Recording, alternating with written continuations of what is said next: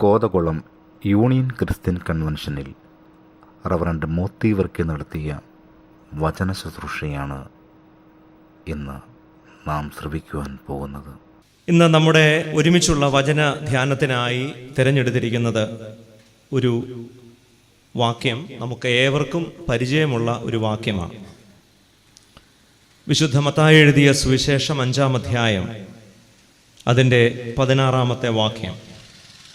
വിശുദ്ധ മത്തായി എഴുതിയ സുവിശേഷം 5-ാമത്തെ അധ്യായം അതിൻ്റെ 16-ാമത്തെ വാക്യം. അങ്ങനെ തന്നെ മനുഷ്യർ നിങ്ങളുടെ നല്ല പ്രവൃത്തികളെ കണ്ട് സ്വർഗസ്ഥനായ നിങ്ങളുടെ പിതാവിനെ മഹത്വപ്പെടുത്തേണ്ടതിന് നിങ്ങളുടെ വെളിച്ചം അവരുടെ മുൻപിൽ പ്രകാശിക്കട്ടെ. അങ്ങനെ തന്നെ മനുഷ്യർ നിങ്ങളുടെ നല്ല പ്രവൃത്തികളെ കണ്ട് സ്വർഗസ്ഥനായ നിങ്ങളുടെ പിതാവിനെ മഹത്വപ്പെടുത്തേണ്ടതിന് നിങ്ങളുടെ വെളിച്ചം അവരുടെ മുൻപിൽ പ്രകാശിക്കട്ടെ. പ്രാർത്ഥിക്കാം. ഞങ്ങളെ സ്നേഹിക്കുന്ന ഞങ്ങളുടെ ദൈവമേ, സ്വർഗീയ നല്ല പിതാവേ,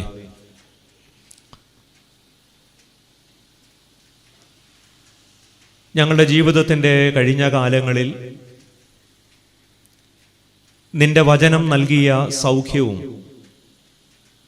സന്തോഷവും സമാധാനവും അനുഭവിച്ചവർ എന്ന നിലയിൽ വീണ്ടും കൊതിയോടെ നിന്റെ വചനം കേൾപ്പാൻ ഞങ്ങൾ ഒരുങ്ങുന്നു. ഞങ്ങളുടെ ഏകാന്തതകളിൽ നിന്റെ വചനം, നിന്റെ സാന്നിധ്യത്തെക്കുറിച്ചുള്ള ഉറപ്പ് ഞങ്ങൾക്ക് നൽകി. എങ്ങോട്ട് പോകണം എന്നറിയാതെ ഞങ്ങൾ കുഴഞ്ഞ അവസരങ്ങളിൽ ഞങ്ങളുടെ വഴിക്ക് വിളക്കായും ഞങ്ങളുടെ കാലിന് വെളിച്ചമായും നിന്റെ വചനം കൂടെ ഉണ്ടായിരുന്നു. ഞങ്ങളുടെ നിരാശകളിൽ നിന്റെ വചനം ഞങ്ങളെ ബലപ്പെടുത്തി. വിശ്വാസപരമായ ആശയക്കുഴപ്പങ്ങളിൽ ഞങ്ങൾ അകപ്പെട്ടപ്പോൾ നിന്റെ വചനം ഞങ്ങൾക്ക് വ്യക്തത നൽകി. പ്രിയ കർത്താവേ, ഞങ്ങളുടെ ജീവിതത്തിൽ നിന്റെ വചനം ചെയ്ത എല്ലാ വീര്യപ്രവൃത്തികളെയും ഞങ്ങൾ നന്ദിയോടെ ഓർക്കുന്നു. നിന്റെ വചനത്തിലൂടെ നീ തന്നെയാണ് ഞങ്ങളോട് ഇടപെട്ടതെന്ന് ഞങ്ങൾ തിരിച്ചറിയുന്നു. അതുകൊണ്ട് തന്നെ നിന്റെ വചനം ഞങ്ങൾക്കേറെ പ്രിയപ്പെട്ടതാണ്. നിന്റെ വചനത്തെ ഞങ്ങളേറെ സ്നേഹിക്കുന്നു. പ്രിയ കർത്താവേ, കഴിഞ്ഞ 73 സംവത്സരം ഇവിടെ വചനം കേട്ടവരെയും വചനം പ്രഘോഷിച്ചവരെയും പാട്ടുകൾ പാടിയവരെയും പ്രാർത്ഥിച്ചവരെയും ഇതിനുവേണ്ടി അധ്വാനിച്ച എല്ലാവരെയും ഞങ്ങൾ നന്ദിയോടെ ഓർക്കുന്നു. അങ്ങനെ ഒരു പുണ്യഭൂമിയിൽ ഞങ്ങളായിരിക്കുമ്പോൾ മോശയ്ക്ക് മുൾപ്പടർപ്പ് എങ്ങനെയാണോ ദൈവാനുഭവത്തിൻ്റെ മുഖാന്തരമായത്, അതുപോലെ ഞങ്ങൾക്കോരോരുത്തർക്കും ഈ പന്തലും നിന്റെ വചനവും വചനത്തിൻ്റെ കേൾവിയും മുൾപ്പടർപ്പിൻ്റെ അനുഭവമാക്കി തീർക്കണമേ എന്ന് പ്രാർത്ഥിക്കുന്നു. ഞങ്ങളുടെ കുറവുകളെ തിരിച്ചറിയുവാൻ മാത്രമല്ല, ഞങ്ങളുടെ ജീവിതത്തെക്കുറിച്ചുള്ള നിന്റെ ഉദ്ദേശ്യം മനസ്സിലാക്കുന്നതിനും അത് മുഖാന്തരമാവണമേ എന്ന് പ്രാർത്ഥിക്കുന്നു. ഞങ്ങൾക്ക് നേതൃത്വം നൽകുന്ന നിന്റെ അഭിഷിക്തന്മാർക്കായി സ്തോത്രം. അവരുടെ സാന്നിധ്യത്തിനായി ഞങ്ങൾ നിന്നെ മഹത്വപ്പെടുത്തുന്നു. നിന്റെ ജനത്തെ നീ അനുഗ്രഹിക്കണമേ. യേശുവിൻ്റെ നാമത്തിൽ പ്രാർത്ഥിക്കുന്നത് കരുണയോടെ കേൾക്കണമേ. ആമേൻ. അങ്ങനെ തന്നെ മനുഷ്യർ നിങ്ങളുടെ നല്ല പ്രവൃത്തികളെ കണ്ട് സ്വർഗസ്ഥനായ നിങ്ങളുടെ പിതാവിനെ മഹത്വപ്പെടുത്തേണ്ടതിന് നിങ്ങളുടെ വെളിച്ചം അവരുടെ മുൻപിൽ പ്രകാശിക്കട്ടെ. ദൈവത്തെ മഹത്വപ്പെടുത്താനുള്ള പല വഴികളിൽ നമുക്കത്ര താല്പര്യമില്ലാത്ത ഒരു വഴിയാണ് നല്ല പ്രവർത്തികളുടെ വഴി.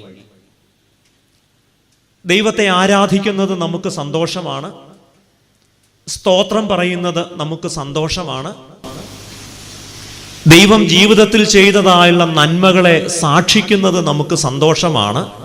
എന്നാൽ ഈ വഴികളിലെല്ലാം വെച്ച് അത്ര എളുപ്പമല്ലാത്ത ഒരു വഴിയാണ് ഈ വേദഭാഗത്ത് ദൈവത്തെ മഹത്വപ്പെടുത്താൻ യേശു കർത്താവ് നിർദ്ദേശിക്കുന്നത്. അത് നല്ല പ്രവർത്തികളുടെ വഴിയാണ്. ഇതിൻ്റെ ഇംഗ്ലീഷ് പരിഭാഷ വായിക്കുമ്പോൾ ഈ വാചകത്തിൻ്റെ ക്രമത്തിൽ ഒരു വ്യത്യാസമുണ്ട്. അതിൻ്റെ ഇംഗ്ലീഷ് പരിഭാഷയിൽ in the same way let your light shine before others that people may see your good deeds and glorify your Father in heaven. എന്നാൽ ഞാൻ അതിൻ്റെ ക്രമത്തിലേക്കോ അതിൻ്റെ വിശദാംശങ്ങളിലേക്കോ പോകുന്നതിന് പകരം ഇതിലെ ഒരു പ്രയോഗത്തിലേക്ക് നമ്മുടെ ശ്രദ്ധ പരിമിതപ്പെടുത്തണം എന്ന് മാത്രമാണ് ഞാൻ ആഗ്രഹിക്കുന്നത്. നല്ല പ്രവൃത്തി. ഈ നല്ല പ്രവൃത്തി എന്നതുകൊണ്ട് എന്താണ് നാം അർത്ഥമാക്കുന്നത്? ഞാൻ എൻ്റെ ആമുഖ വാക്കുകളിൽ പറഞ്ഞല്ലോ, പ്രിയപ്പെട്ട ജോർജ് എബ്രാച്ചനാണ് എനിക്ക് ആദ്യമായി മാരാമണ്ണ് പരിഭാഷപ്പെടുത്തുന്നതിന് അവസരം തന്നത്. അന്ന് എനിക്ക് പരിഭാഷപ്പെടുത്തേണ്ടിയിരുന്നത് മലേഷ്യയിൽ നിന്ന് വന്ന ഡാനിയേൽ ഹോ എന്ന ഒരു ദൈവദാസനാണ്. അപ്പോൾ അച്ഛൻ എന്തൊക്കെ കാര്യങ്ങളാണ് ചെയ്യേണ്ടത് എന്നൊക്കെ എന്നോട് പറഞ്ഞു. അതനുസരിച്ച് ഞാനൊരു 9:45 ആകുമ്പോഴത്തേക്ക് പന്തലിൻ്റെ അവിടെ ചെന്നാൽ മതിയല്ലോ എന്നൊക്കെ കരുതി. പ്രസംഗം എന്തായാലും 11 മണിക്കേ തുടങ്ങത്തുള്ളൂ. അപ്പോൾ പതുക്കെ പാട്ടൊക്കെ പാടി ആളുകളെയൊക്കെ കണ്ട് എല്ലാവരോടുമൊക്കെ വർത്താനമൊക്കെ പറഞ്ഞ് ഇങ്ങനെ പതുക്കെ പോവുകയാണ്. അപ്പോൾ ഡാനിയൽ ഹോ നേരത്തെ അങ്ങ് പോയി. ഞാൻ പുറകെ ഇങ്ങനെ പാട്ടുമൊക്കെ പാടി ആളുകളോടൊക്കെ വർത്താനമൊക്കെ പറഞ്ഞ് അവിടെ ചെല്ലുക. 10 മണി കഴിഞ്ഞു. പാട്ടുപാടി യോഗം തുടങ്ങി. 11 മണിക്ക് ചെന്നാൽ മതിയല്ലോ എന്ന് എൻ്റെ മനസ്സിലുള്ളത് കൊണ്ട് ഞാൻ വലിയ തിരക്കൊന്നും കാണിക്കുന്നില്ല. അച്ഛനത് ഓർക്കുന്നുണ്ടെന്നാണ് എൻ്റെ വിചാരം. ഇപ്പൊ എൻ്റെ ഒരു കാഴ്ചപ്പാടിൽ 11 മണിക്ക് തുടങ്ങുന്ന ഒരു പ്രസംഗത്തിന് 10:30 എന്നാലും അതൊരു നല്ല പ്രവൃത്തിയാണ്. പക്ഷെ അച്ഛൻ സംഘാടകനായതുകൊണ്ട് എന്നെ കാണാഞ്ഞിട്ട് അച്ഛൻ ഫോൺ വിളിക്കാൻ ശ്രമിക്കുന്നുണ്ട്. പക്ഷേ മണപ്പുറത്ത് കയറിയപ്പോൾ തന്നെ ഞാൻ ഫോൺ സൈലന്റ് ആക്കിയിരുന്നു. അതുകൊണ്ട് അച്ഛൻ വിളിച്ചത് ഞാൻ അറിഞ്ഞില്ല. ഞാൻ എന്തായാലും പതുക്കെ ഒരു 10:15, 10:20 ആയപ്പോഴത്തേക്ക് പതുക്കെ പന്തല്. അപ്പോൾ എൻ്റെ ദൃഷ്ടിയിൽ അപ്പോഴും ഞാൻ സമയത്തിന് മുന്നാണ്. ഞാൻ ഒട്ടും വൈകിട്ടില്ല. അതുകൊണ്ട് ഞാനൊരു സൽസ്വഭാവിയായി ഞാൻ പന്തലിലോട്ട് കയറാൻ ചെല്ലുമ്പോൾ അച്ഛൻ എന്നെ കാണാതെ ഫോണും ഒക്കെ പിടിച്ചുകൊണ്ട് ഇങ്ങനെ അവിടെ നിൽക്കുകയാണ്. എന്നോട് ചോദിച്ചു എവിടെയായിരുന്നു? ഞാൻ പറഞ്ഞു സമയമുണ്ടല്ലോ എന്ന് കരുതി. അപ്പോൾ അച്ഛൻ്റെ ടെൻഷൻ എനിക്ക് മനസ്സിലായി. അപ്പം എൻ്റെ ദൃഷ്ടിയിൽ ഞാൻ അങ്ങനെ നല്ലതല്ലാത്ത ഒരു പ്രവൃത്തിയും ചെയ്തിട്ടില്ല. എന്നാൽ സംഘാടകനായ അച്ഛൻ്റെ കാഴ്ചപ്പാടിൽ ഞാൻ വൈകി. ഇപ്പം ഞാൻ ചെയ്ത പ്രവൃത്തി നല്ല പ്രവൃത്തിയാണോ മോശം പ്രവൃത്തിയാണോ?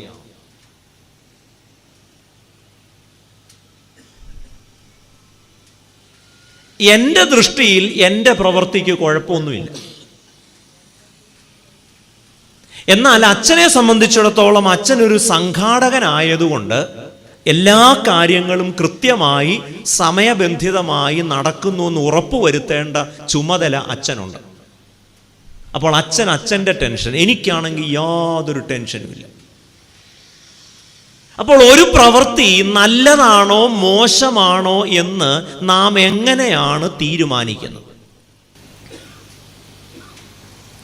യേശു പറയുന്നു, നല്ല പ്രവൃത്തികളിലൂടെയാണ് നിങ്ങൾ ദൈവത്തെ മഹത്വപ്പെടുത്തേണ്ടത്. പക്ഷേ ചോദ്യം, നമ്മുടെ പ്രവൃത്തി നല്ലതാണോ അല്ലയോ എന്ന് ആരാണ് തീരുമാനിക്കുന്നത്?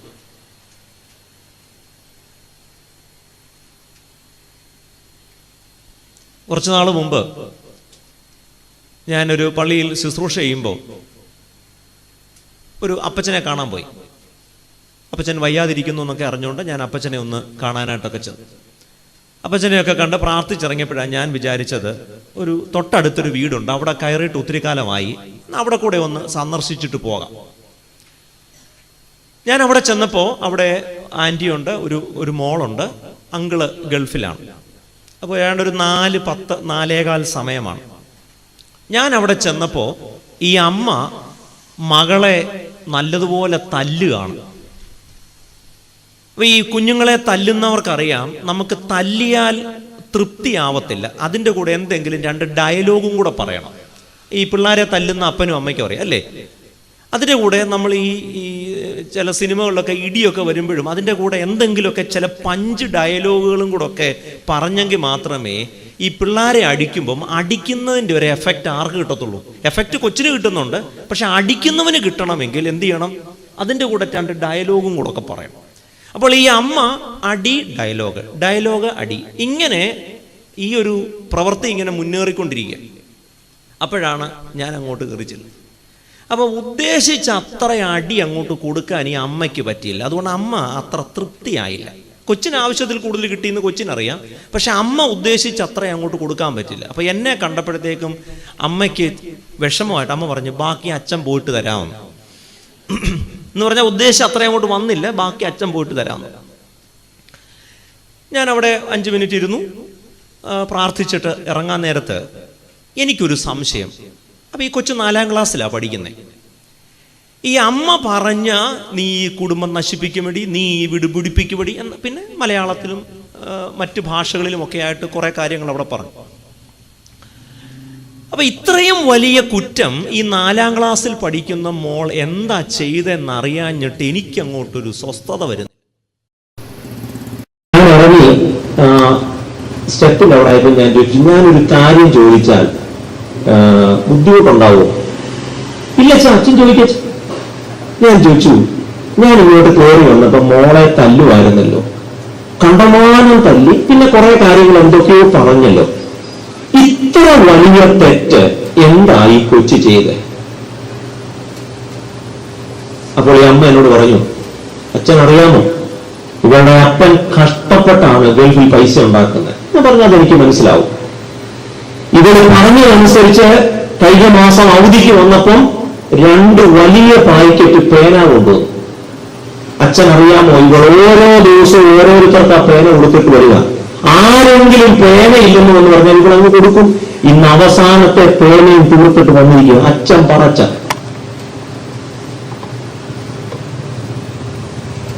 കൊച്ചിന്റെ ദൃഷ്ടിയിൽ ഈ കൊച്ചി ചെയ്തത് എന്ത് പ്രവൃത്തിയാണ്? നല്ല പ്രവൃത്തിയാണ്. എന്നാൽ അമ്മയുടെ ദൃഷ്ടിയിലും അത്. അപ്പോൾ ചോദ്യം, നല്ല പ്രവൃത്തി കൊണ്ട് ദൈവത്തെ മഹത്വപ്പെടുത്തണം എന്ന് പറയുമ്പോൾ ആരാണ് ഇത് നല്ലതാണോ മോശമാണോ എന്ന് തീരുമാനിക്കും?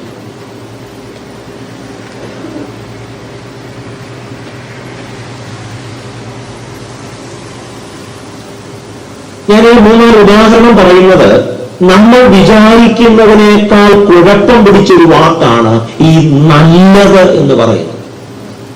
നമ്മൾ വേണ്ടിയിടത്തും വേണ്ടാത്തടത്തുമെല്ലാം നല്ല പ്രവൃത്തി. പക്ഷെ ചോദ്യം, ആരാണ് ഇത് നല്ലതാണോ മോശമാണോ എന്ന് തീരുമാനിക്കുന്നത്? കേരളത്തിൽ ഇപ്പോൾ ഏറ്റവും അധികം ഫേമസ് ആയിട്ടുള്ള ഒരു അമ്മച്ചിയാണ് മറിയ ചേടത്തി. മറിയ ചേടത്തി അറിയാത്തവരാരുമില്ല. മറിയ ചേടത്തി ഒരു ചട്ടിയുമായിട്ടൊക്കെ ഇറങ്ങി സർക്കാർ പെൻഷൻ തരുന്നില്ല എന്നുള്ള കാര്യങ്ങളൊക്കെ പറഞ്ഞു. സർക്കാരിനും അല്ലെങ്കിൽ സർക്കാരിനോട് ബന്ധപ്പെട്ട് നിൽക്കുന്ന ആളുകളോട് ചോദിച്ചാൽ ഈ മറിയ ചേടത്തി ചെയ്യുന്ന പ്രവൃത്തി നല്ലതാണെന്ന് അവര് പറയില്ല. കാരണം അത് അവർക്കൊരിക്കലും സ്വീകരിക്കാൻ ഇച്ചിരി വിഷമമാണ്. കാരണം അവർക്കത് ദോഷമായി വരുന്ന പ്രവൃത്തിയാണ്. അതുകൊണ്ട് ഭരണപക്ഷത്തെ സംബന്ധിച്ചിടത്തോളം അത് നല്ല പ്രവൃത്തിയല്ല.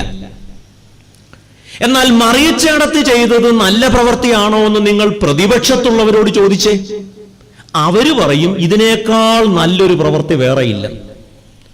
അപ്പോൾ എന്തുകൊണ്ടാണ് ഒരേ പ്രവൃത്തി ചിലർക്ക് നല്ലതായും ചിലർക്ക് മോശമായും തോന്നുന്നത്?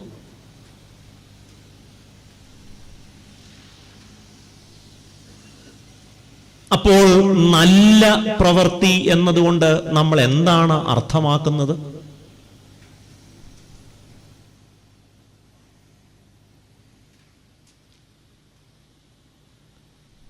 ഇപ്പം നിങ്ങളിവിടെ കൺവെൻഷൻ നടത്തും.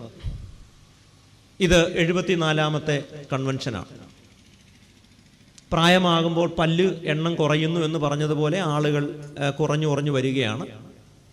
ഒരുപക്ഷെ ഇനി മറ്റു സംസ്ഥാനങ്ങളിൽ നിന്നൊക്കെ നമ്മൾ ആളുകളെ ഇറക്കി മാത്രമേ ഇനി നമുക്കിത് മുന്നോട്ട് കൊണ്ടുപോകാനായിട്ട് പറ്റും. ഈ ജോൺ തോമസ് അച്ഛനൊക്കെ ഇരുന്ന പള്ളിയിലൊക്കെ ഇപ്പം ഒരു ബംഗാളിയാണ് അവിടുത്തെ ഒരു അൽമായ ശുശ്രൂഷൻ. ഇവരുടെയൊക്കെ ശുശ്രൂഷയുടെ ഗുണം കൊണ്ടാണോ എന്ന് എനിക്ക് അറിഞ്ഞുകൂടാ. എന്തായാലും അതെല്ലാം പത്രത്തിൽ വന്നതായതുകൊണ്ട് അതിൻ്റെ അകത്ത് രഹസ്യമൊന്നുമില്ല. അപ്പം നമ്മൾ ആള് കുറവാണെങ്കിലും നമ്മൾ ഒരു 2 കിലോമീറ്റർ ചുറ്റളവിൽ നമ്മൾ എല്ലായിടത്തും അങ്ങ് മൈക്ക് വെക്കുക. കാരണം നമ്മൾ നന്നായില്ലെങ്കിലും ഈ പുല്ലാട് പഞ്ചായത്തിലുള്ള മുഴുവൻ പേര്, നമ്മൾ ഈ ദേശം മുഴുവൻ മൈക്ക് കിട്ടുക.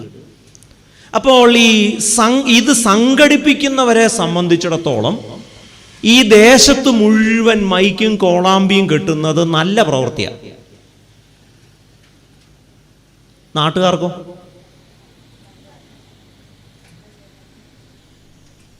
അപ്പോൾ എങ്ങനെയാണ് ഒരു പ്രവൃത്തി ഒരേ സമയം ചിലർക്ക് നല്ലതായും ചിലർക്ക് ദോഷമായും മാറുന്നത്?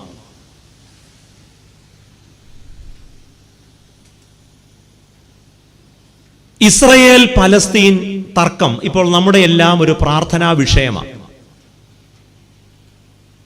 ഇസ്രയേലിനെ അനുകൂലിക്കുന്നവരോട് ചോദിച്ചാൽ അവർ പറയും പലസ്തീനിലെ അല്ലെങ്കിൽ ഗാസയിലുള്ള കുഞ്ഞുങ്ങളെ കൊല്ലുന്നത് ഒരു കുഴപ്പവുമില്ല, അത് നല്ലതാണെന്ന് പറയും. എന്നാൽ ഗാസയിലുള്ള മനുഷ്യരോട് ചോദിച്ചാൽ അവർ പറയും ഇതിനേക്കാൾ മോശമായ ഒരു പ്രവൃത്തിയില്ലെന്ന്. ഞാൻ നിങ്ങൾക്ക് ഇതിനേക്കാൾ കൂടുതൽ ഉദാഹരണങ്ങൾ പറയാൻ കഴിയും. എന്റെ ചോദ്യം, നല്ല പ്രവൃത്തികളിലൂടെ ദൈവത്തെ മഹത്വപ്പെടുത്തണം എന്ന് പറയുമ്പോൾ ഒരു പ്രവൃത്തി നല്ലതാണോ മോശമാണോ എന്ന് ആരാണ് തീരുമാനിക്കുന്നത്?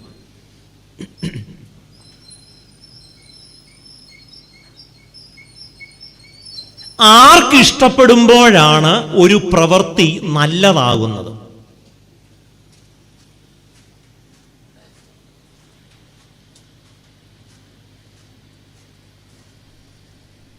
പള്ളി പൊതുയോഗത്തിലൊക്കെ അല്ലെങ്കിൽ കമ്മിറ്റിയിലൊക്കെ വരുമ്പോൾ നിങ്ങൾ ഒരു ചോദ്യവും ചോദിച്ചില്ലെങ്കിൽ എങ്ങനത്തെ പള്ളിയാ? നല്ല പള്ളിയാണ്.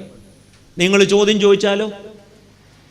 ഇപ്പം ഞാൻ ചിലപ്പോൾ ഓർക്കും, ഞങ്ങളെ അച്ഛന്മാരൊക്കെ ഒരു പള്ളിയിലൊക്കെ ഇരുന്ന് കഴിഞ്ഞ് കുറേ കാലമൊക്കെ കഴിഞ്ഞ് നമുക്ക് ഒത്തിരി നന്മ ചെയ്ത മനുഷ്യർ കാണും. പക്ഷെ ആരുടെ എല്ലാം പേര് മറന്നുപോയാലും നമ്മളെ ഞോണ്ടിയവരെയും നമ്മളെ മാന്തിയവരെയും പാര വെച്ചവരെയും ഞാൻ ഓർക്കായിരുന്നു. ഈ സാറ് പറഞ്ഞു ജോസഫ് അച്ഛനെ മറന്നുപോയി, ഓർക്കുന്നില്ലെന്ന്. അതിന് ചെയ്യേണ്ടിയിരുന്നത് അന്ന് കുറച്ച് കാശ് കടം വാങ്ങിച്ചിരുന്നത് കൃത്യമായിട്ട് ഓർത്ത് വെച്ചിരുന്നേ. അപ്പോൾ ഒരു പ്രവൃത്തി നല്ലതാണ്, ആരാ തീരുമാനിക്കുന്നത്? ഞാൻ നല്ലതാണ് എന്ന് കരുതി ചെയ്യുന്ന ഒരു പ്രവൃത്തി നിങ്ങൾക്ക് നല്ലതായി തോന്നണമെന്ന് നിർബന്ധമില്ല. നിങ്ങൾ നന്മയാണ് എന്ന് കരുതി ചെയ്യുന്ന ഒരു പ്രവൃത്തി എനിക്ക് ദോഷമായി തോന്നി എന്ന് വരാം. അപ്പോൾ നല്ല പ്രവൃത്തി എന്നത് ആരാണ് തീരുമാനിക്കേണ്ടത്? അപ്പോൾ നമ്മൾ പറയും അത് ദൈവമാണ് തീരുമാനിക്കുന്നത്. ദൈവമാണ് തീരുമാനിക്കുന്നതെന്ന് നമ്മൾ എങ്ങനെ അറിയും? ദൈവത്തെ ഫോൺ ചെയ്ത് ചോദിക്കാൻ പറ്റുമോ? അല്ലെ വാട്സാപ്പ് ചെയ്ത് ചോദിക്കാൻ പറ്റുമോ? ദൈവമേ, ഞാൻ ഇങ്ങനെ ഒരു പ്രവൃത്തി ചെയ്തിട്ടുണ്ട്, നിന്റെ അഭിപ്രായം എന്തോ?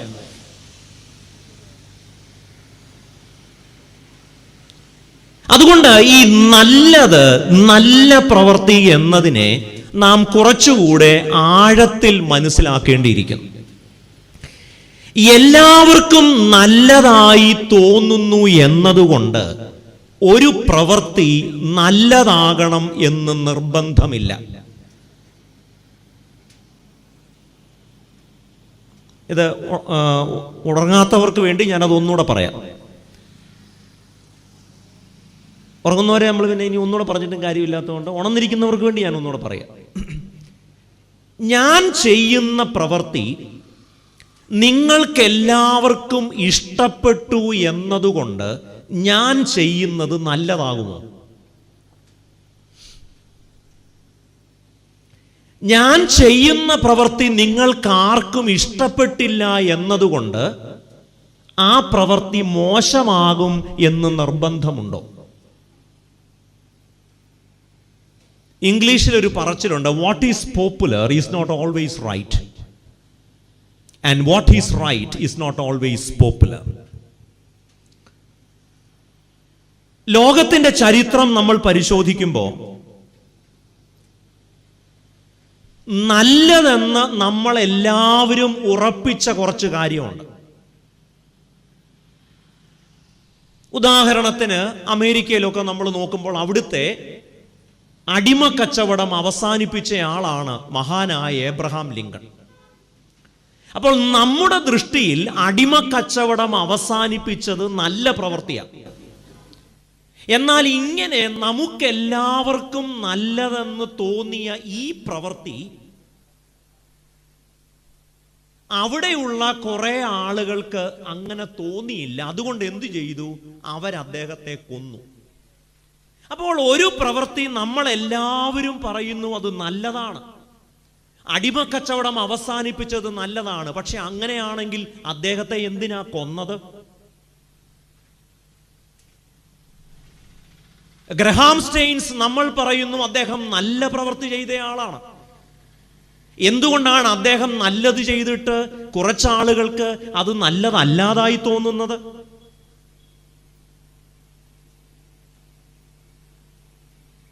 വർണ്ണവിവേചനം അവസാനിപ്പിച്ചയാളാണ് Martin Luther King Junior. Martin Luther King എന്തിനാണ് അദ്ദേഹത്തെ കൊന്നത്? എന്തിനാണ് ഗാന്ധിജിയെ കൊന്നത്? അപ്പോൾ നമുക്ക് നല്ലതെന്ന് തോന്നുന്ന ഒരു കാര്യം മറ്റുള്ളവർക്ക് നല്ലതായി തോന്നണം എന്നില്ല. നമുക്ക് ദോഷമെന്ന് തോന്നുന്ന പ്രവൃത്തി മറ്റൊരാൾക്ക് നല്ലതായി തോന്നണം എന്നുമില്ല. അങ്ങനെയാണെങ്കിൽ ശരിയും തെറ്റും, നന്മയും തിന്മയും, നല്ലതും ദോഷവും നാം എങ്ങനെയാണ് നിശ്ചയിക്കുന്നത്? നമ്മുടെ ഈ കാലത്ത് ഏറ്റവും അധികം പ്രയാസമുള്ള ഒരു കാര്യമാണ് ഈ വേസ്റ്റ് എങ്ങനെ കൊണ്ട് കളയണമെന്നുള്ളത്. അപ്പോൾ നമ്മൾ വെളുപ്പിനെ എന്ത് ചെയ്യും? ഇവിടെയല്ല, നിങ്ങൾ അങ്ങനെ ചെയ്യുമെന്നല്ല, എന്നാൽ പല സ്ഥലത്തും ആളുകൾ രാവിലെ എഴുന്നേറ്റ്, ഇപ്പൊ കാറയിലൊക്കെ പോയ ആളുകൾ സംശയിക്കത്തില്ലല്ലോ, മനസ്സിലായോ? അപ്പോൾ എന്ത് ചെയ്യും? പതുക്കെ ഒരു ചാക്കിലൊക്കെ കെട്ടി എവിടെയെങ്കിലും ആരും കാണാത്തൊരു സ്ഥലത്ത് കൊണ്ട് കളഞ്ഞിട്ട് തിരിച്ചു വരുമ്പോൾ ഭാര്യ ചോദിക്കും, എങ്ങനെയുണ്ടായിരുന്നു? Mission success. അപ്പോൾ സ്വന്തം വീട്ടിലെ മാലിന്യം ആരും കാണാതെ കൊണ്ട കളഞ്ഞ ഭർത്താവിന്റെ പ്രവൃത്തിയെ ഭാര്യ പറഞ്ഞു, well done my boy, U deserve A boost. പക്ഷെ അവിടെ താമസിക്കുന്ന മനുഷ്യർക്ക് അതത്ര നല്ല പ്രവൃത്തിയല്ല.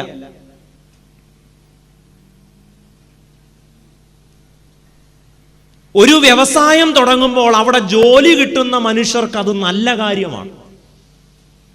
എന്നാൽ അങ്ങനെയുള്ള ഫാക്ടറികളിൽ നിന്നും സ്ഥാപനങ്ങളിൽ നിന്നും പുറന്തള്ളുന്ന മാലിന്യം, അതുണ്ടാക്കുന്ന മലിനീകരണം അവിടെ താമസിക്കുന്ന മനുഷ്യരുടെ ജീവിതം ബുദ്ധിമുട്ടിലാക്കുന്നു.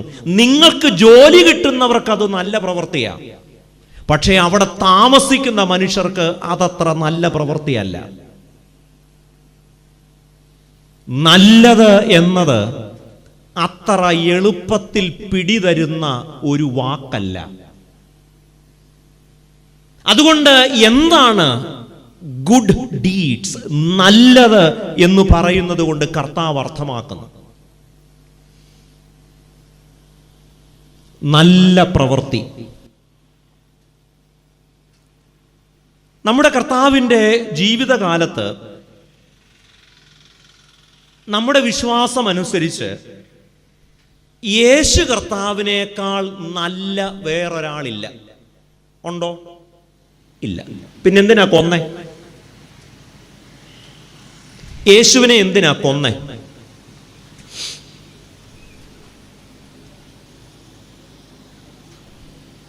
ഇത്രയും നല്ല മനുഷ്യനെ ആരെങ്കിലും കൊല്ലൂ?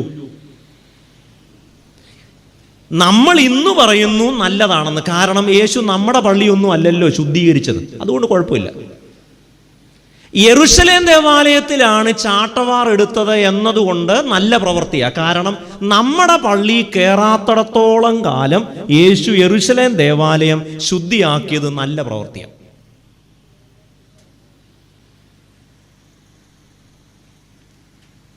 പള്ളി കയറി എത്രാമത്തെ ദിവസം യേശുവിനെ ക്രൂശിച്ചു? നമ്മുടെ ആരാധനക്രമം അനുസരിച്ചാണ് ഞായറാഴ്ച കയറി വെള്ളിയാഴ്ച തന്നെ തീരുമാനമായി. നമ്മൾ പറയുന്നു അത് നല്ല പ്രവൃത്തിയാണ്. പക്ഷേ നല്ല പ്രവൃത്തി എന്ന് നാം പറയുന്നത് അശേഷം ഇഷ്ടപ്പെടാത്ത മനുഷ്യരുമുണ്ട്.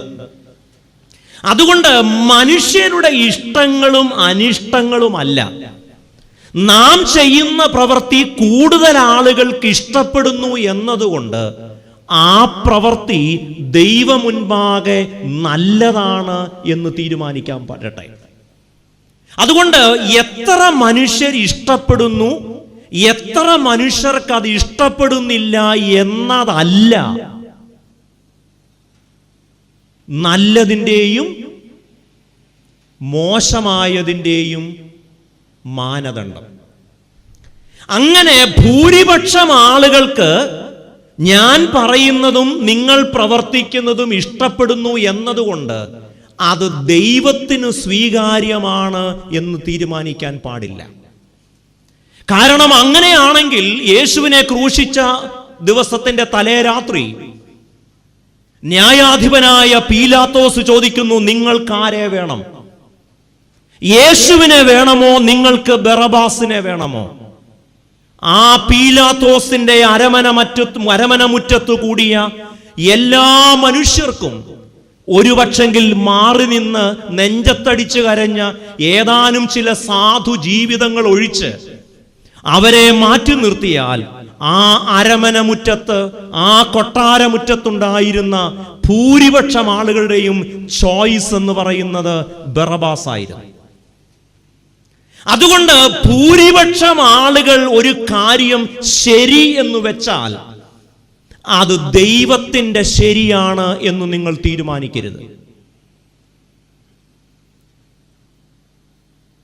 ഇസ്രായേൽ മക്കൾ ശമൂവേൽ പ്രവാചകനിലൂടെ ദൈവത്തോട് പറഞ്ഞത്, ഞങ്ങൾക്കൊരു രാജാവിനെ വേണം. ഒരു ജനത ഒരുമിച്ച് ഒരേ സ്വരത്തിൽ പറയുകയാണ്, വി നീഡ് എ കിങ്. ഞങ്ങൾക്കൊരു രാജാവിനെ വേണം. നമ്മുടെ ഇന്നത്തെ ഭാഷയിൽ പറഞ്ഞാൽ ഭൂരിപക്ഷമല്ല, 100% ആളുകളും പറയുന്നു. ഒരു ജനഹിത പരിശോധനയുടെ ഭാഷയിൽ പറഞ്ഞാൽ 100% ആളുകളും വോട്ട് ചെയ്തു. ആർക്ക്? എന്തിനു വേണ്ടി? ഒരു രാജാവിനെ വേണം. പക്ഷേ ദൈവത്തിന് അത് ഇഷ്ടപ്പെട്ടില്ല. അപ്പോൾ ഈ ഭൂമിയിൽ എല്ലാവരും ഒരു മനസ്സോടെ, എല്ലാവരും ഒരേ ശബ്ദത്തിൽ ഒരു കാര്യം തീരുമാനിച്ചു എന്നതുകൊണ്ടോ അഭിപ്രായപ്പെട്ടു എന്നതുകൊണ്ടോ അത് ദൈവഹിതമായി വ്യാഖ്യാനിക്കാൻ പാടില്ല. ഇസ്രയേലിന്റെ ചരിത്രം വളരെ കൃത്യമാണ്. ഒരു ജനതയും ഒരു രാജ്യവും മുഴുവൻ ഒരു രാജാവിനെ വേണമെന്ന് ചോദിച്ചപ്പോഴും അവിടെ നാം വായിക്കുന്നു, അത് ദൈവത്തിന് സ്വീകാര്യമല്ലായിരുന്നു. ഞാനും നിങ്ങളും ജീവിക്കുന്ന ഈ കാലഘട്ടത്തിൽ ശരിയും തെറ്റും നന്മയും തിന്മയും തീരുമാനിക്കുന്നത് ഭൂരിപക്ഷത്തിന്റെ അടിസ്ഥാനത്തിലാണ്. ഭൂരിപക്ഷം ശരിയാണെന്ന് വേദപുസ്തകം പറയുന്നില്ല. യേശു കർത്താവിന്റെ ജീവിതത്തിൽ നമ്മൾ പിന്നെയും ധാരാളം പ്രവൃത്തി കാണുന്നുണ്ട്. ശബത്ത് നാളിൽ യേശു ദേവാലയത്തിൽ ചെന്നപ്പോൾ കൂനിയായ സ്ത്രീയെ സുഖമാക്കുന്നു. നല്ല പ്രവൃത്തിയാണ്. പക്ഷെ പള്ളി വന്ന ഒരുത്തർക്കും ആ പ്രവൃത്തി എന്തായി തോന്നിയില്ല. അതെങ്ങനെ? അപ്പോൾ ഭൂരിപക്ഷം ആളുകൾ ഒരു കാര്യം ശരിവെച്ചാൽ അത് ദൈവത്തിന്റെ ശരിയല്ല. നിങ്ങൾക്ക് ജനാധിപത്യപരമായി അത് ശരിയെന്ന് തീരുമാനിക്കാം, പക്ഷേ അത് ദൈവത്തിന്റെ ശരിയാണെന്ന് പറയരുത്. യേശു ശബത്ത് നാളിൽ ശുദ്ധീകരിച്ചപ്പോൾ അവിടെ പള്ളിയിൽ വന്ന ആർക്കും അതിഷ്ടപ്പെട്ടില്ല. നമ്മൾ ഇന്ന് നല്ല പ്രവൃത്തി എന്ന് പറയുന്ന ആ കാര്യം എന്തുകൊണ്ടാണ് അവിടെ കൂടി വന്ന ആർക്കും ഇഷ്ടപ്പെടാതെ പോയത്? അപ്പോൾ നല്ല പ്രവൃത്തിയുടെ മാനദണ്ഡം എന്താണ്? യേശു ചുങ്കക്കാരോടും പാപികളോടും ഒക്കെയാണ് ഭക്ഷണം കഴിച്ചത്. അവന്റെ കൂട്ടുകാരെല്ലാം ആ നാട്ടിലെ അമാന്യരായിരുന്നു. മാന്യതയുടെ ചരിത്രമൊന്നും പറയാനില്ലാത്ത ഈ മനുഷ്യരോടൊപ്പമാണ് യേശു ഭക്ഷണമേശ പങ്കിടുന്നത്. ആ നാട്ടുകാർക്ക് ഇഷ്ടപ്പെട്ടോ? അവര് പറഞ്ഞത്, ഇവൻ പാപികളുടെയും ചുങ്കക്കാരുടെയും വേശ്യമാരുടെയും കൂട്ടുകാരൻ. എന്താ യേശു ചെയ്ത നല്ല പ്രവൃത്തി നാട്ടുകാർക്ക് ഇഷ്ടപ്പെടാതെ പോയത്?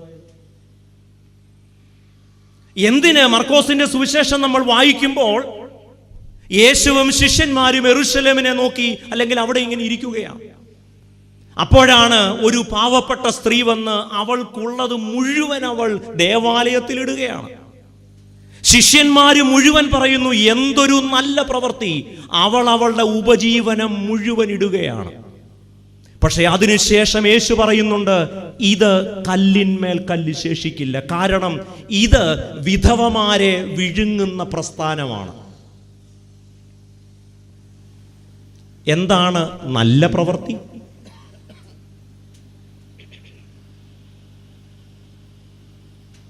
ഇപ്പൊ നമ്മുടെയൊക്കെ വീടുകളിൽ തന്നെ മാതാപിതാക്കളും കുട്ടികളും തമ്മിലുള്ള തർക്കം വരുമ്പോൾ നമുക്ക് നല്ലതെന്ന് തോന്നുന്നത് പിള്ളേർക്ക് നല്ലതല്ല.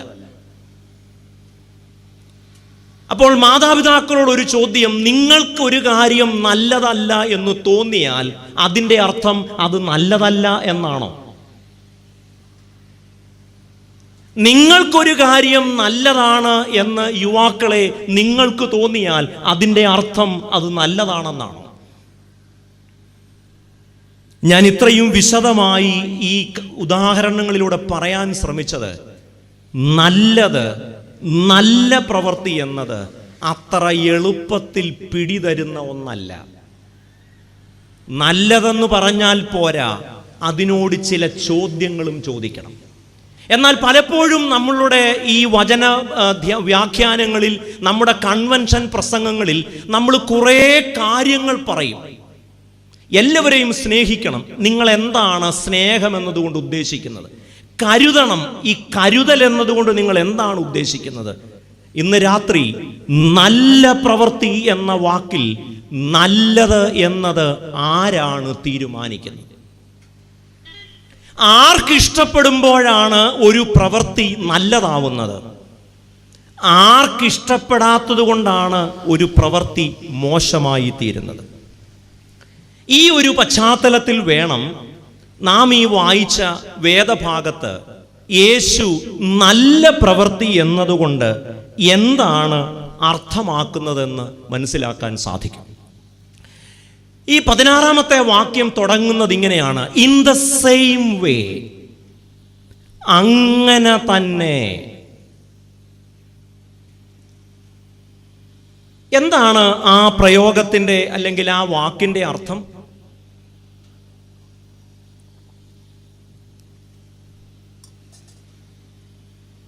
അങ്ങനെ തന്നെ. അതിന് തൊട്ടു മുൻപ് 13, 14, 15 വാക്യങ്ങളിൽ അങ്ങനെ തന്നെ എന്നത് എന്താണ് എന്ന് പറയുന്നുണ്ട്. അതിന്റെ 13-ാമത്തെ വാക്യത്തിൽ പറയുന്നു, നിങ്ങൾ ഭൂമിയുടെ ഉപ്പാണ്. 14ഉം 15ഉം വാക്യങ്ങളിൽ പറയുന്നു, നിങ്ങൾ ലോകത്തിന്റെ വെളിച്ചമാണ്. ഭൂമിക്ക് ഉപ്പ് എങ്ങനെയാണോ, ലോകത്തിന് വെളിച്ചം എങ്ങനെയാണോ, അങ്ങനെ തന്നെ. അതുകൊണ്ട് ഒരു വേദഭാഗത്തെ മനസ്സിലാക്കുന്നതിന് അതുകൊണ്ട് അങ്ങനെ തന്നെ എന്നൊക്കെ പറയുമ്പോൾ അതിൻ്റെ തൊട്ടു മുൻപ് പറഞ്ഞിരിക്കുന്നത് എന്താണ് എന്ന് മനസ്സിലാക്കിയെങ്കിലേ അതിൻ്റെ ശരിയായ അർത്ഥത്തിലേക്ക് പ്രവേശിക്കാൻ നമുക്ക് സാധിക്കും. അങ്ങനെ തന്നെ. അതുകൊണ്ട് ഈ എന്താണ് നല്ല പ്രവൃത്തി എന്നതുകൊണ്ട് കർത്താവ് ഉദ്ദേശിക്കുന്നത് എന്നതിനെ സംബന്ധിച്ച് 2-3 ചെറിയ ചിന്തകൾ വേഗത്തിൽ പറഞ്ഞ് അവസാനിപ്പിക്കാം. ഒന്ന്, നല്ലത് എന്നത് ഉപ്പ് പോലെയും വെളിച്ചം പോലെയും ആവണം. ഉപ്പ്, വെളിച്ചം.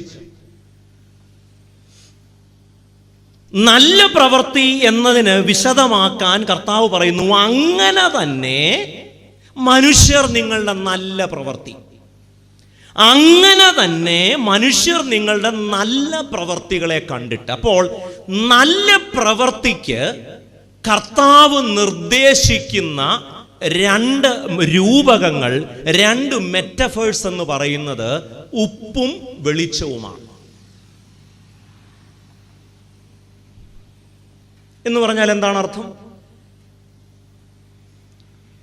ഉപ്പിന്റെയും വെളിച്ചത്തിന്റെയും പ്രത്യേകത എന്താണ്?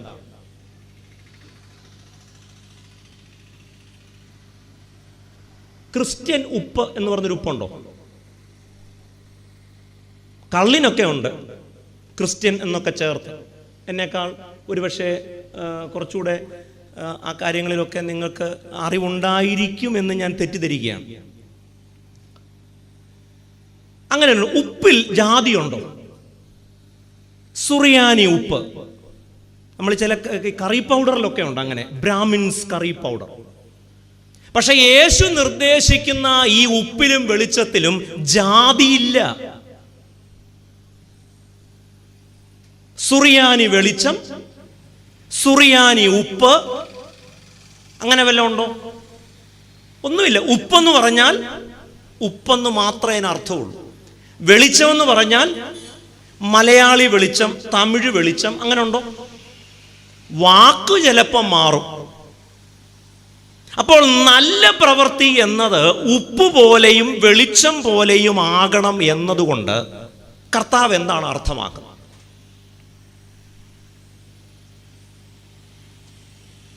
ഒരുപക്ഷെ ഇത് വിശദീകരിക്കാൻ ഏറ്റവും എളുപ്പം, അല്ലെങ്കിൽ ഏറ്റവും നല്ലത് നല്ല ശമരിയാക്കാരന്റെ ഉപമയാണ്.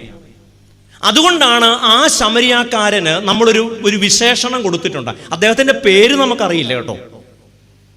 എന്ത് ശമരിയാക്കാരൻ എന്നാ? നല്ല ശമരിയാക്കാരൻ. ശമരിയാക്കാരൻ എന്ന് മാത്രം പറഞ്ഞാൽ പോരെ? നിങ്ങൾ ശ്രദ്ധിച്ചിട്ടുണ്ടോ, വേദപുസ്തകത്തിൽ അങ്ങനെ നല്ലത് എന്ന് ചേർത്ത് വിശേഷിപ്പിച്ച അധികം കഥാപാത്രങ്ങളില്ല. നല്ല പീലാത്തോസ്, നല്ല ശതാധിപൻ, ഒന്നുമില്ല.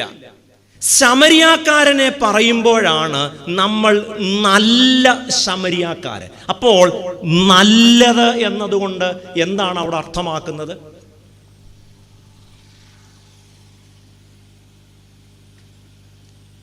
ആ സംഭവം, ആ കഥ നമുക്കറിയാവുന്നത് കൊണ്ട് വിശദീകരിക്കേണ്ടതില്ല. 3 പേർ ഒരു വഴിയെ പോകുന്നു. ആദ്യം പുരോഹിതൻ പോകുന്നു. പുള്ളി വളരെ ബിസിയാണ്. അത്യാവശ്യമായിട്ട് തിരുവല്ലയിൽ ഒരു കമ്മിറ്റിക്ക് പോവുകയാണ്, നിൽക്കാൻ പറ്റൂല. രണ്ടാമത്തെ പുള്ളിയും അതിനേക്കാൾ വേഗത്തിൽ എന്തോ പരിപാടിക്ക് പോകുന്നു. കാരണം അവർക്ക് നിൽക്കാൻ സമയമില്ല.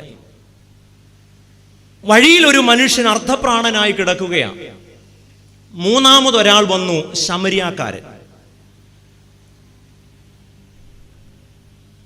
ഈ ശമരിയാക്കാരൻ റോഡിൽ ഒരാൾ അയാൾ കിടക്കുന്നത് കണ്ടിട്ടാവണം, അല്ലെങ്കിൽ അദ്ദേഹത്തിന്റെ കരച്ചിൽ ഞരക്കം കേട്ടിട്ടാവണം വണ്ടി നിർത്തി.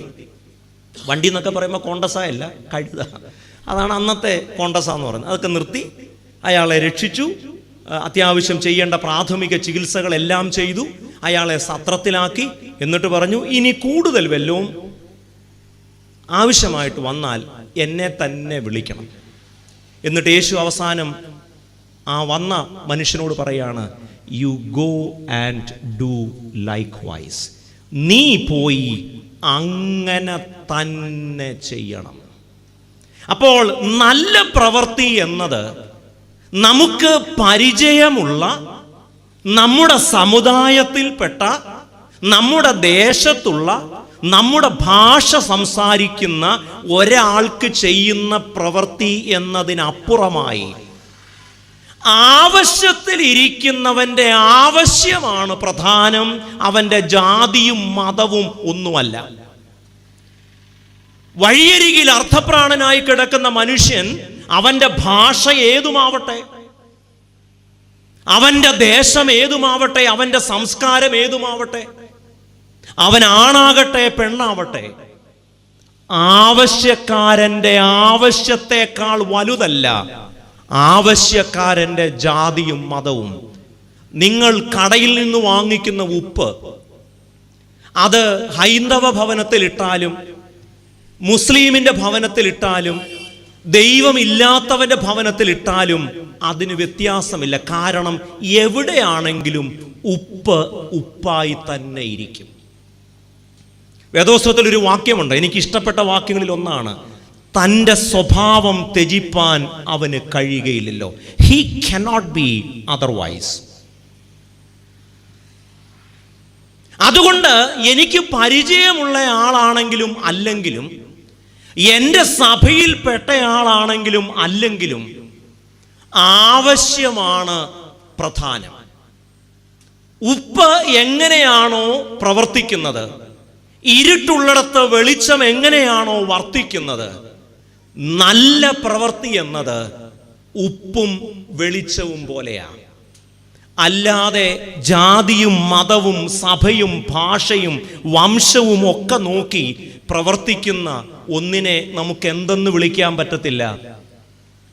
കർത്താവ് തന്റെ പരസ്യ ശുശ്രൂഷയിൽ പ്രത്യേകിച്ച് പർവ്വത പ്രഭാഷണത്തിൽ പറഞ്ഞിട്ടുണ്ട്, നിങ്ങളെ വന്ദിക്കുന്നവരെ അല്ലെങ്കിൽ നിങ്ങളെ വന്ദനം ചെയ്യുന്നവരെ വന്ദനം ചെയ്താൽ എന്തു പ്രയോജനം?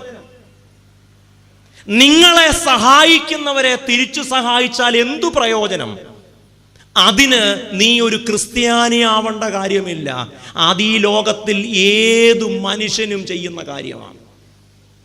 അതുകൊണ്ട് അങ്ങനെ ഒരു നീതിബോധത്തെ കവിയുന്ന ഒരു നീതിബോധം, അതുകൊണ്ടാണ് യേശു മറ്റൊരു വിധത്തിൽ ഈ 5-ാം അധ്യായത്തിന്റെ 20-ാം വാക്യത്തിൽ പറയുന്നുണ്ട്, നിങ്ങളുടെ നീതി പരീശന്മാരുടെയും ശാസ്ത്രിമാരുടെയും നീതിയെ കവിയുന്നില്ലെങ്കിൽ, അതിൻ്റെ അർത്ഥം പരീശന്മാർക്കും ശാസ്ത്രിമാർക്കും നീതിബോധം ഇല്ലായിരുന്നു എന്നല്ല, അവർ നല്ല നീതിബോധമുള്ളവരാണ്.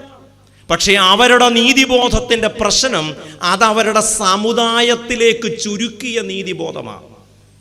യേശു പറയുന്നു, സ്വർഗരാജ്യത്തിൽ പ്രവേശിക്കണമെങ്കിൽ സമുദായ നീതിയല്ല, സമുദായത്തിന്റെ, ഭാഷയുടെ, ജാതിയുടെ, മതത്തിന്റെ, വംശത്തിന്റെ എല്ലാ അതിരുകളെയും ഭേദിക്കുന്ന നല്ല ശമരിയാക്കാരനാകുന്ന ആ പ്രവൃത്തി ഉണ്ടല്ലോ, അങ്ങനെയുള്ള പ്രവൃത്തി കണ്ടിട്ടാണ് ആര് സന്തോഷിക്കേണ്ടത്? ദൈവം സന്തോഷിക്കണം. അതുകൊണ്ടാണ് തന്നെ കാണാൻ വന്ന ആ ചെറുപ്പക്കാരനോട് യേശു പറഞ്ഞത്, നീയും പോയി അങ്ങനെ ചെയ്യുന്നല്ല, അങ്ങനെ തന്നെ ചെയ്യണം. Nothing less and nothing more. അപ്പോൾ എന്താണ് നല്ല പ്രവൃത്തി? നല്ല ശമരിയാക്കാരനെ പോലെ ഉപ്പും വെളിച്ചവുമാവുക. ഉപ്പ് പ്രവർത്തിക്കുന്നത് താൻ ഏത് വീട്ടിലാണ് ഇരിക്കുന്നത് എന്ന് നോക്കിയിട്ടല്ല. വെളിച്ചം പ്രവർത്തിക്കുന്നത് താൻ ഏത് മതത്തിൽപ്പെട്ട ആളുടെ വീട്ടിലാണെന്നല്ല. വെളിച്ചത്തിനും ഉപ്പിനും ഒറ്റ സ്വഭാവമേ ഉള്ളൂ.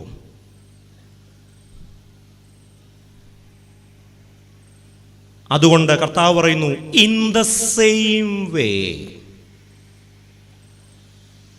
അങ്ങനെ തന്നെ മനുഷ്യർ നിങ്ങളുടെ നല്ല പ്രവർത്തികളെ കണ്ടിട്ട്. രണ്ടാമത്തെ ഒരു വിചാരം, നമ്മൾ സാധാരണ എങ്ങനെയുള്ളവർക്ക് നന്മ ചെയ്യാനാണ് ആഗ്രഹിക്കുന്നത്?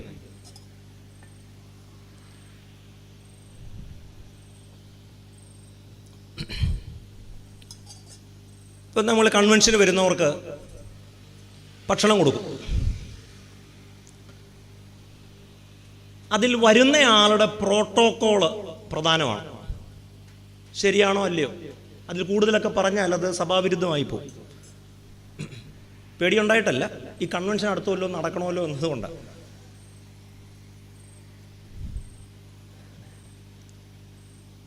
അധികാരത്തിലുള്ള ഒരാളാണ് വരുന്നതെങ്കിൽ താമസിപ്പിക്കാൻ ഒരു പ്രയാസമില്ല. ഞാനാവട്ടെ എന്ന് പറയും. ഒരു സ്വല്പം കൂടെ അധികാരം കുറഞ്ഞ ഒരാളാണ്, ഒരു സാധാരണ അച്ഛനാ വരുന്നെങ്കിലും ഇടി കുറച്ചുകൂടെ കുറയും.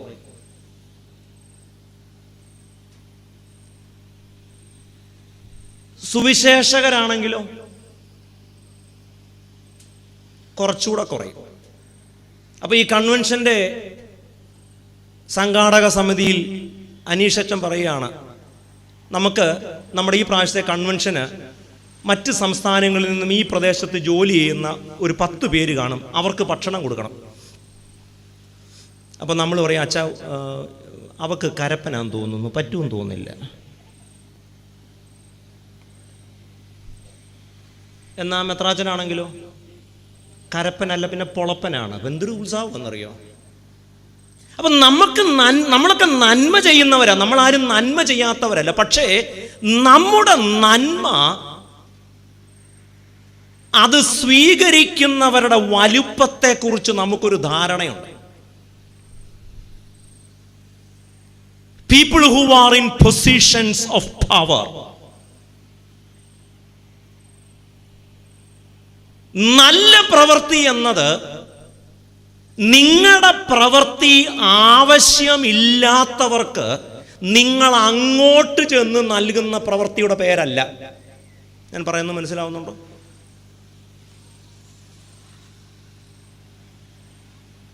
നിങ്ങളുടെ ഒരു നേരത്തെ ഭക്ഷണം നിങ്ങളുടെ സഹായം ആവശ്യമില്ലാത്ത മനുഷ്യരുണ്ട്, അവരെ സഹായിക്കാനാണ് നമുക്ക് കൂടുതൽ ഉത്സാഹം.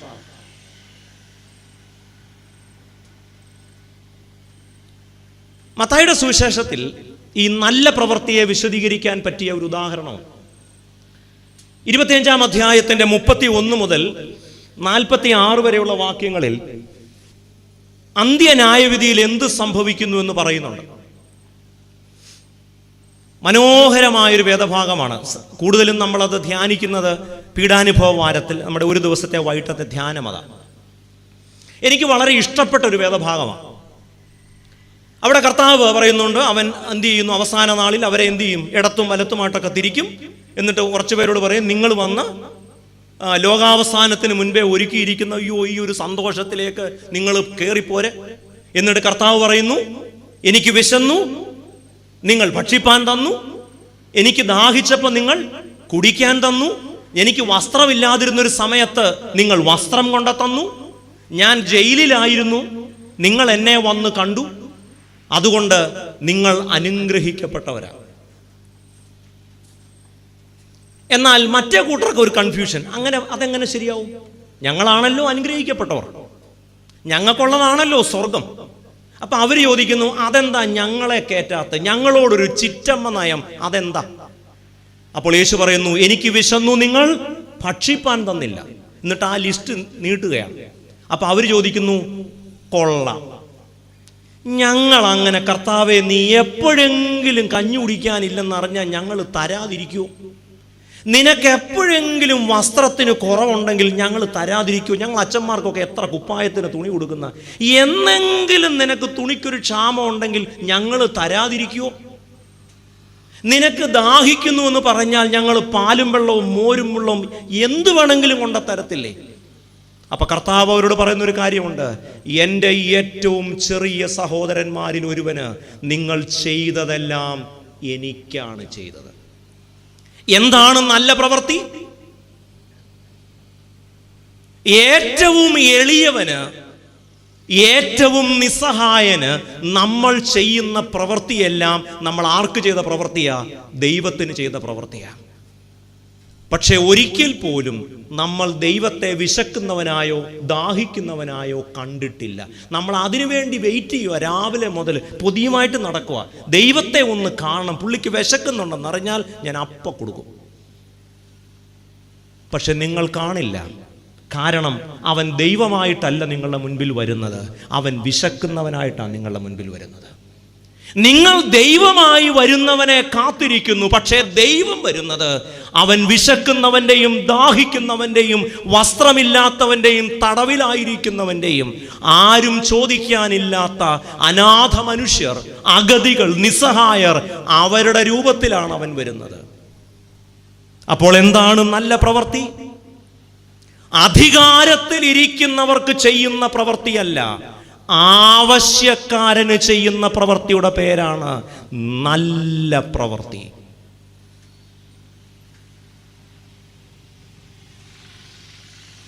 മൂന്നാമത് ഒരു വിചാരം കൂടെ. എന്താണ് നല്ല പ്രവൃത്തി?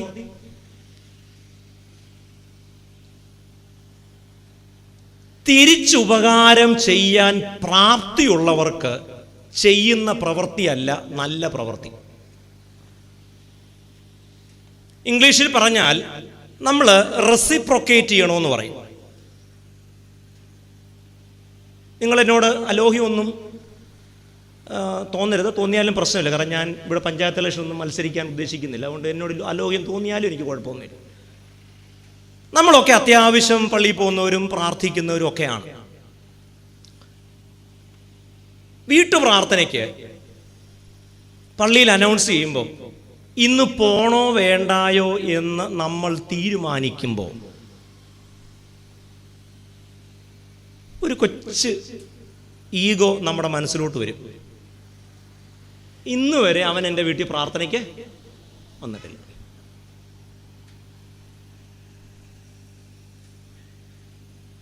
നിങ്ങളെ വന്ദനം ചെയ്യുന്നവരെ വന്ദനം ചെയ്താൽ എന്ത് പ്രയോജനം? നിങ്ങളെ സഹായിക്കുന്നവരെ സഹായിച്ചാൽ എന്തു പ്രയോജനം? പ്രത്യുപകാരം ചെയ്യാൻ പ്രാപ്തിയില്ലാത്തവരെ സഹായിക്കുന്ന പ്രവൃത്തിയുടെ പേരാണ് നല്ല പ്രവൃത്തി. ഇനിയും പ്രത്യുപകാരം എന്ന് പറയുന്നത് നമ്മൾ ചെയ്യുന്ന കാര്യം അതുപോലെ ചെയ്യണമെന്ന് നിർബന്ധമൊന്നുമില്ല. നമ്മളെ കാണുമ്പോൾ ഒന്ന് മുണ്ടഴിച്ചിട്ടാലും മതി, അതൊക്കെ ഒരു വലിയ പ്രത്യുപകാരമാണ്. കാരണം കഴിഞ്ഞ 2007 ആണ്ടിൽ ഞാൻ അവൻ്റെ കൊച്ചിനൊരു 500 രൂപ ഫീസ് കൊടുത്തു. അതുകൊണ്ട് നമ്മളെ കാണുമ്പോഴെല്ലാം എന്ത് ചെയ്യണം? മുണ്ടഴിച്ചിടണം. അതൊരു പ്രത്യുപകാരം കേട്ടോ. അല്ലാതെ ആ 500 രൂപ തിരിച്ചു തരണമെന്നൊന്നുമില്ല. എന്നെ കാണുമ്പോഴല്ലോ സാറാ തന്ന 500 രൂപ. ഇത് പറഞ്ഞാലും എന്താണ്? നമ്മൾ എന്തെങ്കിലും നന്ദിയോ പ്രത്യുപകാരമോ പ്രതീക്ഷിച്ച് ചെയ്യുന്ന പ്രവൃത്തി, അതിപ്പോൾ പ്രതീക്ഷച്ചൻ ചെയ്താലും അതെന്തല്ല, നല്ല പ്രവൃത്തിയല്ല. കാരണം അതെല്ലാവരും ചെയ്യുന്ന കാര്യം.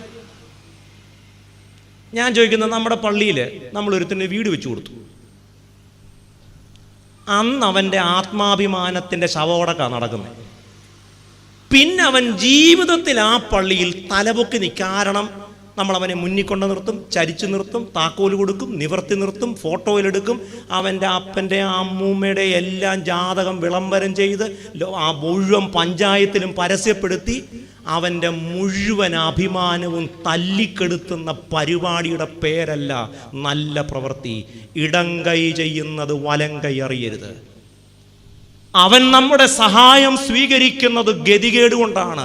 ഗതികെട്ടവന്റെ തലയിൽ നിങ്ങൾ പിന്നെ ഇടിമിന്നൽ പോലെയാണ് നിങ്ങളുടെ സഹായം. ഇത് നല്ല പ്രവൃത്തിയല്ല.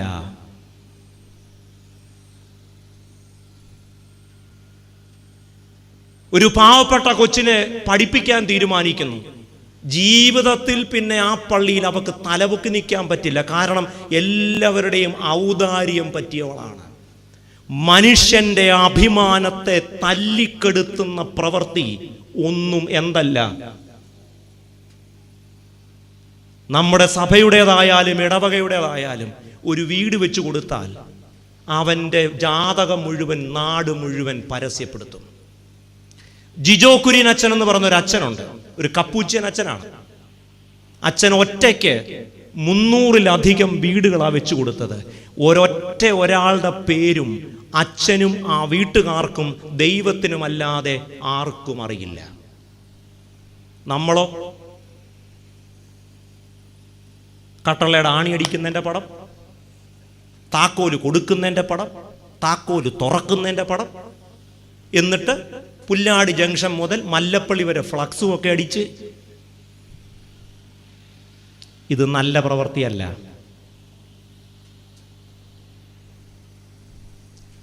ഞാനൊരു പള്ളിയിൽ ചെന്നപ്പം അവിടുത്തെ ഫാനയിൽ എഴുതി വെച്ചിരിക്കുക കുഞ്ഞൂട്ടി. അപ്പോൾ ഫാൻ ഇടുമ്പോൾ കുഞ്ഞൂട്ടി.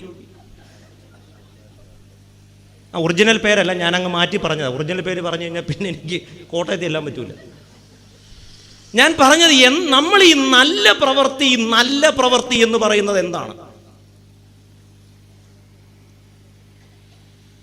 അങ്ങനെ തന്നെ നിങ്ങളുടെ നല്ല പ്രവൃത്തി കണ്ടിട്ട് ആര് മഹത്വപ്പെടണം?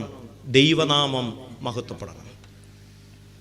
പ്രിയമുള്ളവരെ, നമ്മളൊക്കെ അത്യാവശ്യം നല്ല പ്രവൃത്തി ചെയ്യുന്നവരാ, ആരും മോശക്കാരല്ല. പക്ഷേ നമ്മുടെ നല്ല പ്രവൃത്തികൾ യഥാർത്ഥത്തിൽ നമുക്ക് മാത്രമല്ലേ നല്ലതായിട്ട് തോന്നുന്നുള്ളൂ? നമ്മുടെ നല്ല പ്രവൃത്തി സ്വീകരിക്കുന്നവന് അവൻ്റെ അഭിമാനം നഷ്ടപ്പെടുന്നതായിട്ടാണോ തോന്നുന്നത്? അതുകൊണ്ട് ഇന്ന് രാത്രി ദൈവമക്കൾ എന്ന നിലയിൽ തരക്കേടില്ലാതെ നല്ല സാക്ഷികളായി ഈ പ്രദേശത്ത് ജീവിക്കുന്നവർ എന്ന നിലയിൽ നമുക്കൊരല്പം കൂടെ മെച്ചപ്പെടണ്ടേ? ഒത്തിരി നന്മകൾ നമ്മൾ ചെയ്യുന്നവരാണ്. ദൈവം തന്നിട്ടുള്ള സമ്പത്ത് നാം അനേകർക്ക് അനുഗ്രഹമായി ഉപയോഗിക്കുന്നവരാ. എന്നാൽ അത് ദൈവം ആഗ്രഹിക്കുന്ന നല്ല പ്രവൃത്തിയുടെ നിലവാരത്തിലേക്ക് ഉയർന്നിട്ടുണ്ടോ എന്ന് പരിശോധിക്കേണ്ട സമയമായില്ലേ? നമ്മൾ എന്താണ് ഇന്ന് പറയാൻ ശ്രമിച്ചത്? അങ്ങനെ തന്നെ മനുഷ്യർ നിങ്ങളുടെ നല്ല പ്രവൃത്തികളെ കണ്ട് സ്വർഗസ്ഥനായ എൻ്റെ പിതാവിനെ മഹത്വപ്പെടുത്തേണ്ടതിന് നിങ്ങളുടെ വെളിച്ചം അവരുടെ മുൻപിൽ പ്രകാശിക്കട്ടെ. എന്താണ് നല്ല പ്രവൃത്തി?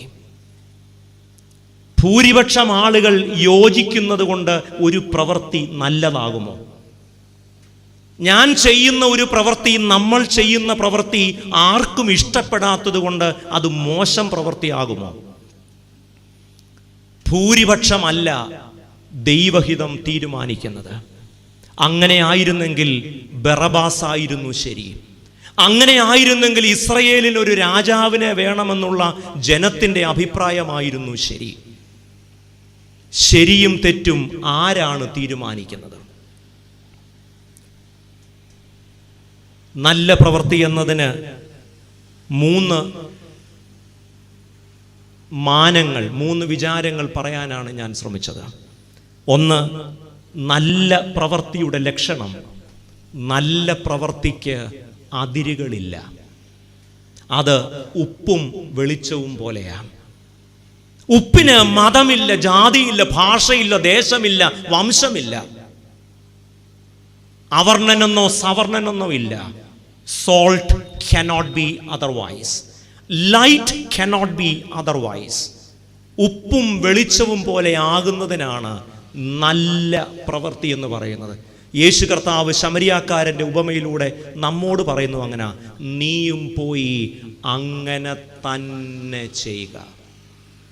2, എന്താണ് നല്ല പ്രവൃത്തി? മത്തായിയുടെ സുവിശേഷം 25-ാം അധ്യായം 31 മുതൽ 46 വരെയുള്ള വാക്യങ്ങളിൽ നമ്മൾ കാണുന്നു, അധികാരമുള്ളവനല്ല ആവശ്യത്തിലിരിക്കുന്നവന് ചെയ്യുന്ന പ്രവൃത്തിയുടെ പേരാണ് നല്ല പ്രവൃത്തി. ഏറ്റവും അവസാനം കർത്താവ് തന്നെ പർവ്വത പ്രസംഗത്തിൽ പറയുന്നത് പോലെ, നിങ്ങൾക്ക് ഉപകാരം ചെയ്യുന്നവർക്ക്, നിങ്ങളെ വന്ദനം ചെയ്യുന്നവർക്ക് നിങ്ങൾ തിരിച്ചു വന്ദനം ചെയ്യുന്നത് കൊണ്ട് എന്തു പ്രയോജനം? കപടഭക്തിക്കാരും അങ്ങനെ തന്നെ ചെയ്യും. അതുകൊണ്ട് പ്രത്യുപകാരം പ്രതീക്ഷിച്ചോ പ്രത്യുപകാരം ആഗ്രഹിച്ചോ ചെയ്യാത്ത പ്രവർത്തിക്കും എന്തു പറയാം? നല്ല പ്രവൃത്തി. പ്രിയമുള്ളവരെ, നമ്മുടെ പ്രവൃത്തി, നാം ഒരു പ്രവർത്തനത്തിൽ ഏർപ്പെടുന്നതിന് മുൻപ് ആരാണ് നമ്മുടെ മനസ്സിൽ? എൻ്റെ സ്ഥാനത്ത് കർത്താവായിരുന്നെങ്കിൽ ഇങ്ങനെ ചെയ്യുമായിരുന്നു. എൻ്റെ സ്ഥാനത്ത് യേശു ആയിരുന്നെങ്കിൽ ഇങ്ങനെ ആയിരിക്കുമോ നന്മ ചെയ്യുക? എൻ്റെ സ്ഥാനത്ത് യേശു ആയിരുന്നെങ്കിൽ എന്ത് ചെയ്യും എന്ന് മനസ്സിൽ ധ്യാനിച്ച് ചെയ്യുന്ന പ്രവൃത്തിയുടെ പേരാണ് നല്ല പ്രവൃത്തി. അങ്ങനെ തന്നെ നമ്മുടെ നല്ല പ്രവൃത്തികളിലൂടെ ദൈവനാമം മഹത്വപ്പെടുന്നതിന് സഹായിക്കട്ടെ. ഈ കൺവെൻഷൻ അതിന് സഹായകരമാവട്ടെ. നിങ്ങളുടെ ശ്രദ്ധയ്ക്കും നിങ്ങളുടെ പ്രാർത്ഥനയ്ക്കും നിങ്ങളുടെ ക്ഷമയ്ക്കും നിങ്ങൾ നൽകിയ ക്ഷണത്തിനും പ്രത്യേക നന്ദിയും സ്നേഹവും ഞാൻ അറിയിക്കുന്നു. കർത്താവ് ഈ വചനങ്ങളാൽ നമ്മെ അനുഗ്രഹിക്കട്ടെ.